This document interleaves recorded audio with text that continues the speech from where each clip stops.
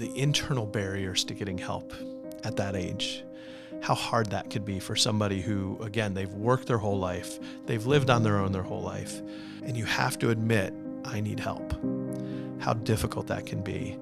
And I think, listening to some of our guests, one of the things that's most heartening to me is the way they describe being received, the way they describe being invited to be part of a community, to be part of a family, that they were welcomed. And I think that's so critical, right? That when shame can be a very real barrier to reaching out and saying, can you help me? The way you're received is a huge part of the solution. Hi, everyone, and welcome back to the Restorers Podcast. I'm Jack Crowley. I'm the president of Water Street Mission, and I'm so grateful you decided to join us today. My co-host is Rick Rutter. He's the pastor at Crossroads Mennonite. He's got vast experience at Water Street, but also with some other missions on the East Coast, up in Scranton, Wilkes-Barre, and Nashua, New Hampshire. And he's a good friend, and so excited. Thanks, Rick, for joining us. My pleasure. And today we're going to be talking about kind of a new trend that we're seeing a lot. It's not totally new, but we're seeing growth. Mm-hmm. We're seeing more and more people coming through our door and experiencing homelessness for the first time who are of that older generation, 55, 60, 65. We have a couple individuals here in their 70s who are staying with Water Street. We're not alone. Right. It's a trend that's happening everywhere. So we're going to listen to a couple of our guests who would be in that older demographic, hear a little bit about their experiences, and then talk and react to that. Okay. You up for it? Sounds good. All right. Thanks for joining us, and here we go. Yeah, so originally I came here because I was homeless. And I was 69 at the time, so I'd never been homeless in my life. All my friends that I had that I was very close to in the 50s, they all died within a year and a half, 5 of them. So I stayed with my son in Philly. Then I kept looking back here for places, not finding anything. I stayed in a motel 1 or 2 nights, and then I wound up here anyway. When I first got here, I was very nervous. I kept to myself a lot for the first few weeks. I've learned that first, you're a child of God, and that God loves you no matter what, and where there's life, there's hope. There's a lot to unpack there. Yeah. I think the thing that hits me first is 69 years old. I've never been homeless before.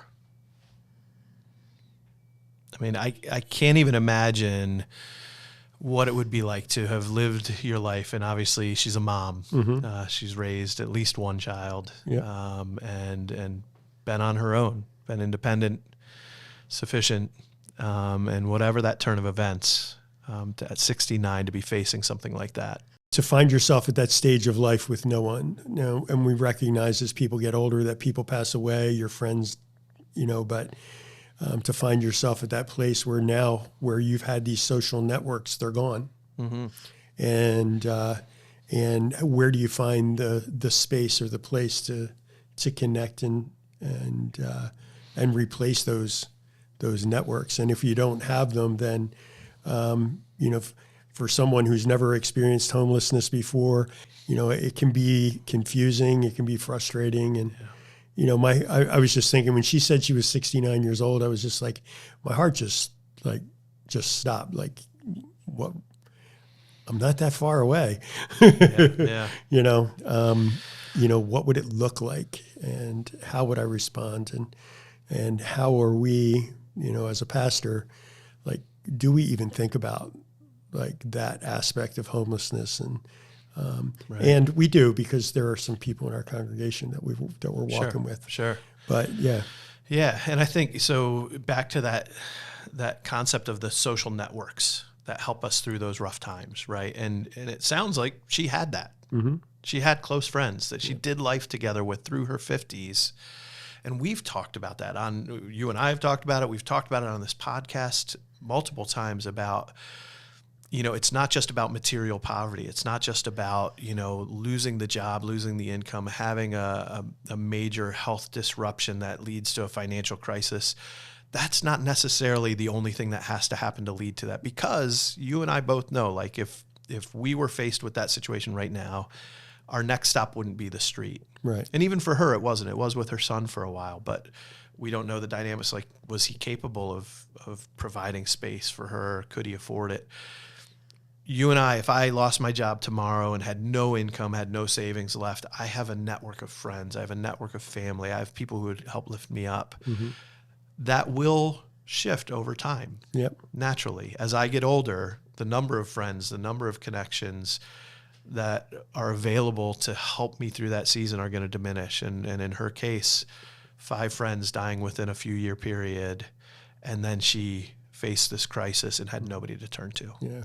I think that's the dynamic that just feels different, right? And is one of the things that may be contributing.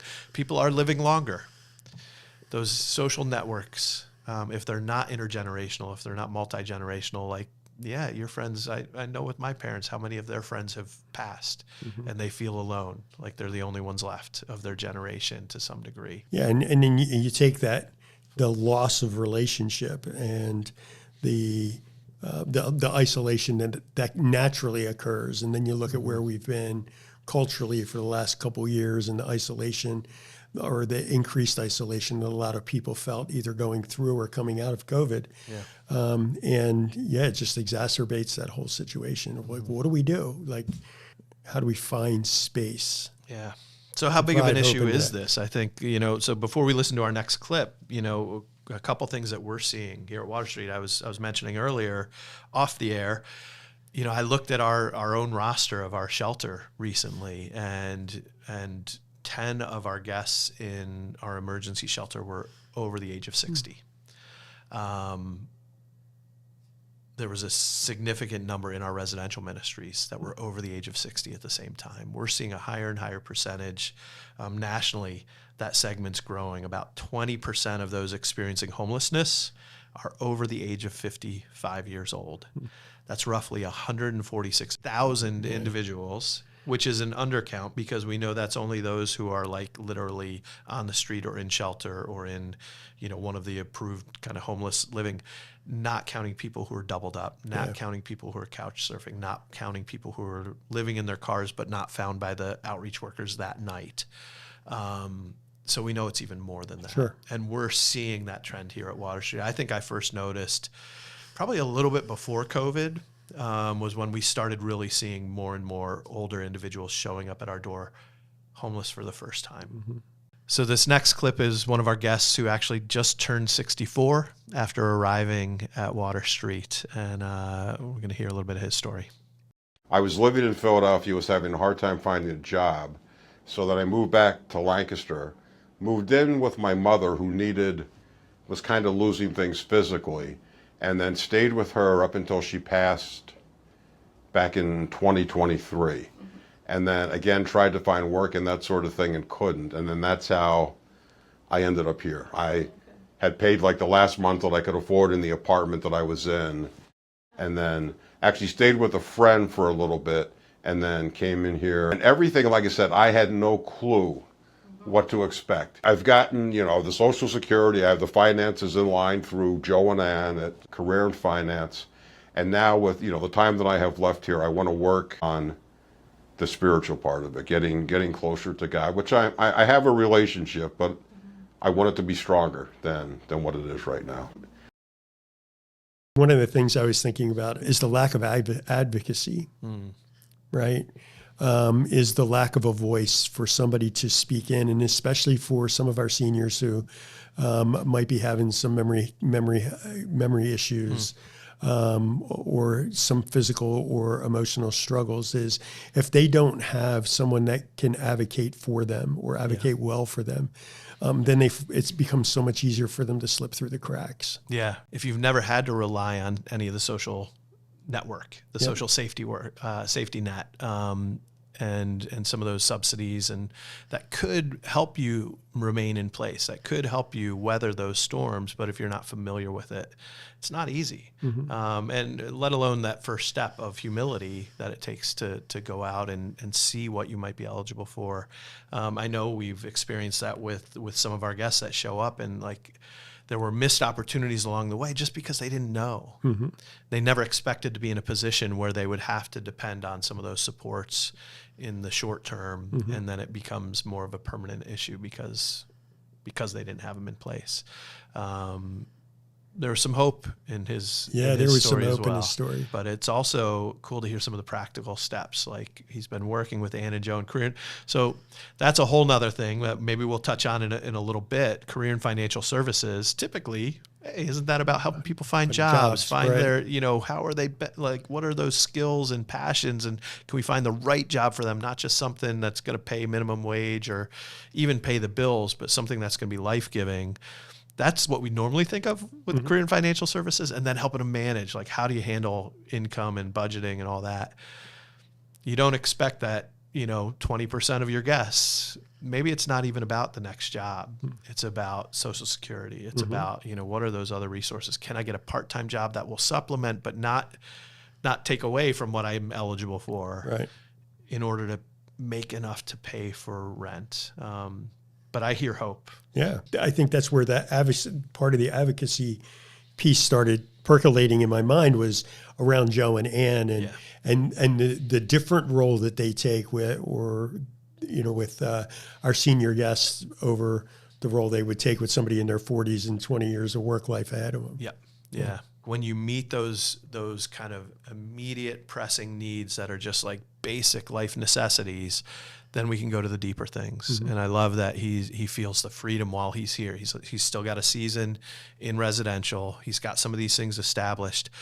He can breathe for a minute and deepen his walk with Christ, deepen his relationship with God, his understanding of himself, so that as he moves out from Water Street, he's going to have that solid foundation to build upon. Which is why we exist, right? Yeah, absolutely. This guest is a little younger. He's 57. So again, dealing with some of the same issues. Looking forward to hearing his story. This one will be in Spanish, so we'll be reading the subtitles on our side. With some relatives, we immigrated, like so many people who immigrated from their native countries, for some reason or necessity. Practically since I was young, I dedicated myself to work. At that time, I was a cook, I was a chef, I prepared myself, and that's what I did for approximately 20 years. But then there was a misfortune in the family, to say the least. I lost my wife, rest in peace. I got married very young. So in 2021, I lost everything that I used to have. So my future goal is precisely that. I'm focusing more on physical rehabilitation, because the stroke, heart attack, and stroke, but mostly the stroke, because it left scars, for example, in movements of my hands, of articulations, of things that obviously I no longer have as 100% functional anymore. I lost my job, started having many problems, mostly economic ones, and everything went from bad to worse. I always liked to be alone, always alone, and everything I did, good or bad, was alone. I didn't like to share with anyone, that's the truth. It wasn't selfishness, it was just that what I had or did, it was for me.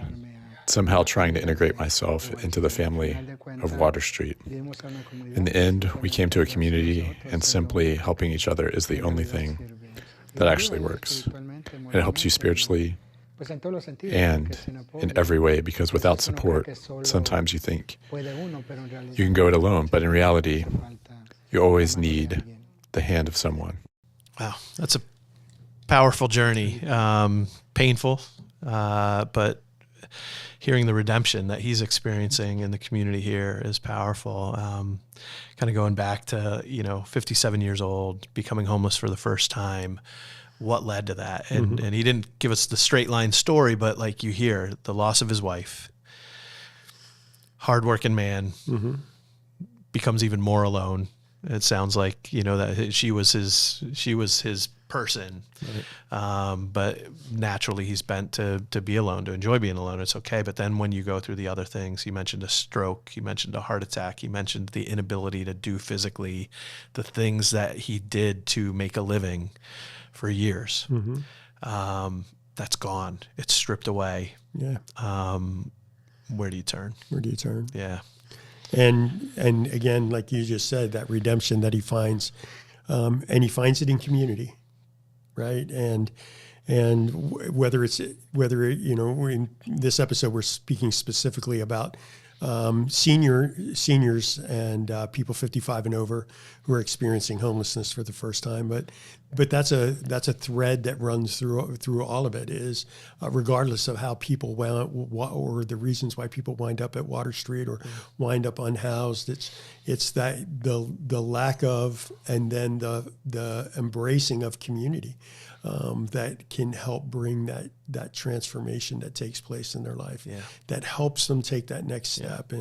And just even in before we came over here to do the podcast and meeting with a small group of guests here at Water Street, and watching the community there, and several of the people in that group are seniors, experiencing homelessness for the first time, some for the second time, but recognizing that together, and by giving back to one another and serving one another in that group setting, that they're able to encourage one another. Yeah, I think it's powerful to hear somebody who can acknowledge, as our guest did, that he likes to be alone, but how important community and family, like you talked about the family of Water Street, becoming a part of that family, becoming a part of the community, the importance of relationships, in lifting one another up and helping him through. Now he has time to focus on the physical rehabilitation.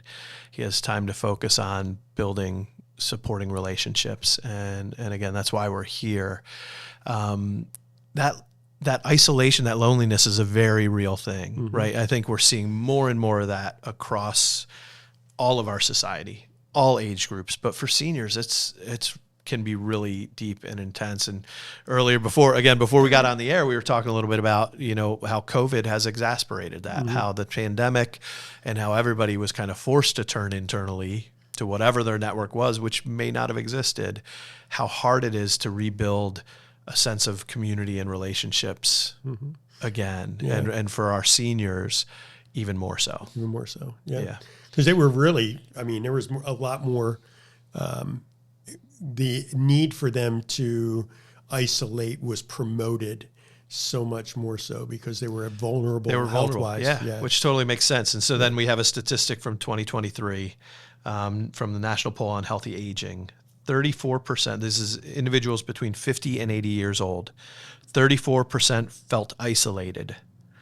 37% experienced a lack of companionship, and 33% had infrequent social contact, weekly or less. Yeah.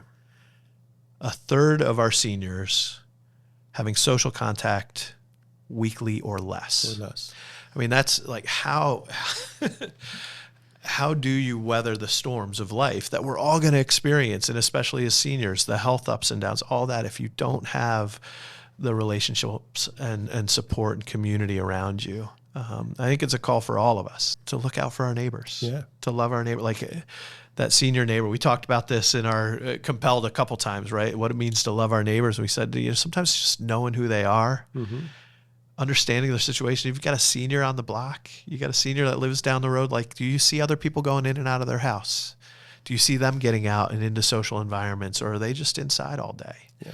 And what the little step it would take to bring healthy relationship and companionship into that individual's life. And I would just add to that, Jack, that even if it's somebody that we know that's in an assisted living care place or whatever, they have the interaction of nurses and caregivers. Right. That doesn't replace the social connection that they need. Right. Even the value of, hey, somebody outside of this place is thinking about me. Yeah. And the significance that can make in somebody's journey. Yeah. And I think the other part of this, I don't want to ignore in this conversation, we're here at Water Street, right? The challenges that it creates for us at Water Street as we're walking with individuals, it's a whole different journey out of homelessness for somebody over 55, over 60, over 70 years old. What does that look like to help somebody navigate that journey out of homelessness back into a stable living situation in the community with those supports. And so, I think about that. You've worked with lots of seniors through the years in your different capacities here at Water Street, in Scranton, up in New Hampshire. Yeah. Tell us a little bit. What are some of those unique challenges? The biggest unique challenge is, two. One is employment. Like, where's their income going to come from? As we were talking earlier, I was just remembering, and this was a gentleman that wasn't unhoused, but came to us because he was at risk of becoming unhoused. And what made the difference was he realized at some point that because his wife passed away, he was eligible for survivor benefits. And the survivor benefits that he was able to get from Social Security as a result enabled him to stay in his housing.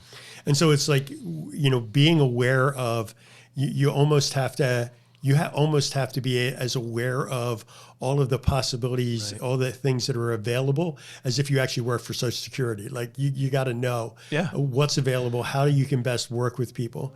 Is this somebody we talked about, is this somebody that's has a work history or not?